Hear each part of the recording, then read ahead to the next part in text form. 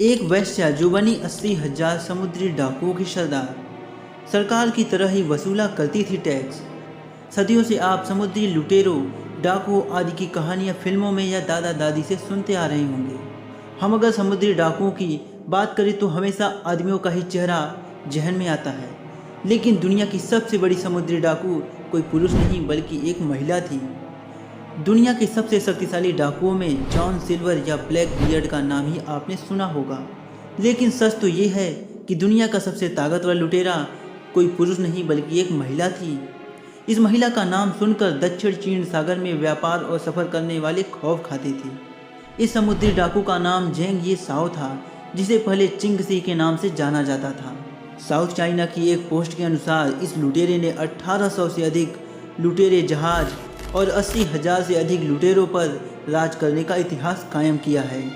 वहीं इसकी तुलना में ब्लैक बियर्ड के पास 4 जहाज और सिर्फ 300 लुटेरे ही थे।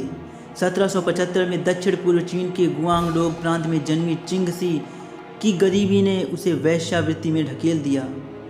वह कैंटोनीज बंदरगाह शहर में तैरते वेश्यालय में काम किया करती थी, जिसे फ्लावर बोट के नाम से भी जाना जाता है। अपनी सुंदरता, व्यवहार और तेजी के चलते वह जल्द ही इलाके में प्रसिद्ध हो गई।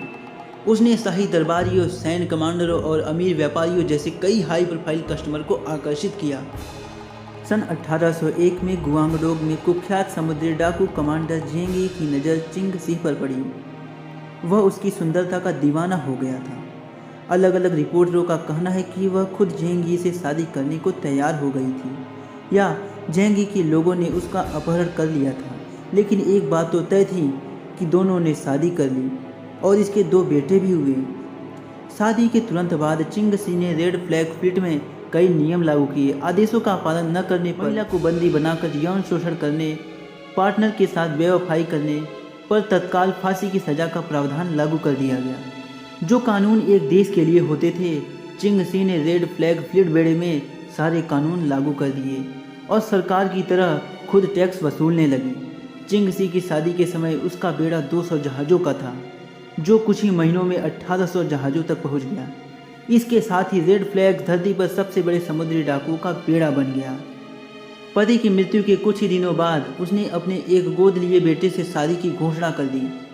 चिंग सी के इस बेड़े ने क्विंग डायनेस्टी की नौसेना को पराजित कर दिया था और पुर्तगालियों के हाथों हार का सामना करना पड़ा। और आखिरकार चिंग सी ने 1810 में चीनी सरकार से शांति पेशकश स्वीकार करके रिटायर हो गई और 69 वर्ष की उम्र में उसकी मौत हो गई।